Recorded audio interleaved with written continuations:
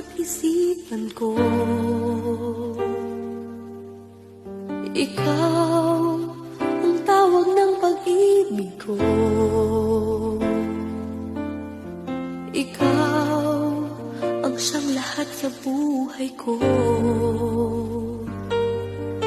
Kahit kailanman ay ikaw lang ang iibigin ko.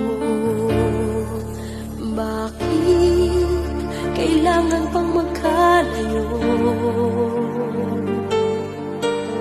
Ngayon'y nalulungkot yan